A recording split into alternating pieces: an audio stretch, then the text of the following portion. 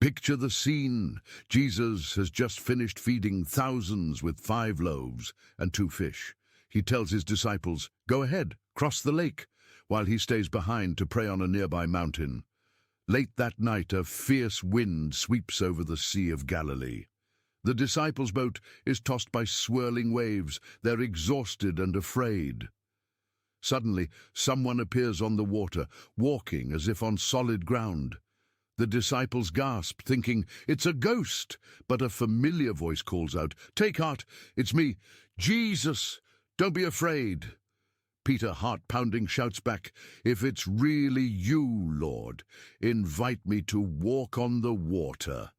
Jesus answers with a single word, "Come!" Peter steps out. For a moment, he actually stands on the waves, defying every law of nature. But then he notices the roaring wind. Fear grips him and he starts to sink. Water rushes around him and he cries, "Lord, save me!" Instantly, Jesus reaches out, grabs Peter's hand and lifts him up. "O you of little faith, why did you doubt?" he asks gently. They climb back into the boat, and just like that, the wind settles. The disciples stare in awe, whispering, "Truly, you are the Son of God."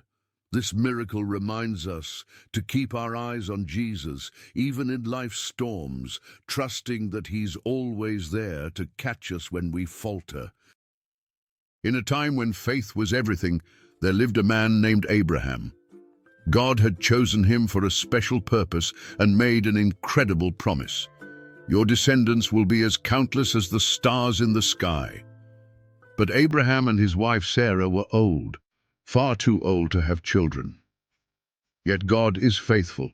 Against all odds, Sarah gave birth to a son, Isaac, the child of promise, their joy, their future, their everything.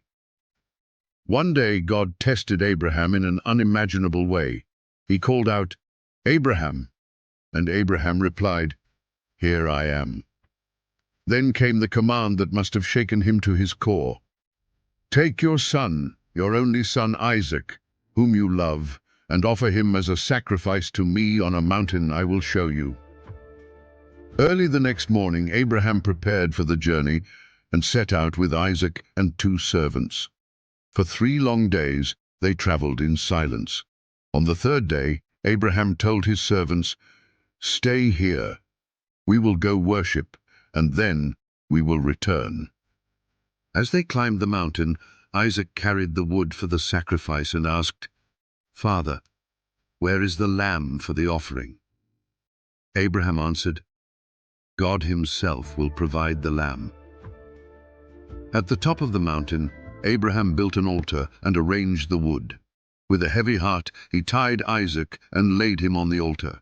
Just as he raised the knife, an angel of the Lord called out, "Abraham, stop! Do not harm the boy. Now I know you truly fear God, because you have not withheld your son." Looking up, Abraham saw a ram caught in a bush. God had provided a sacrifice. Overwhelmed with gratitude, Abraham named the place, "The Lord will provide." This wasn't about taking Isaac's life. It was about Abraham's faith and trust in God. Because of his obedience, God reaffirmed his promise. "Through your descendants, all nations will be blessed." This story reminds us that even in the hardest moments, we can trust God fully. He always provides in his perfect timing.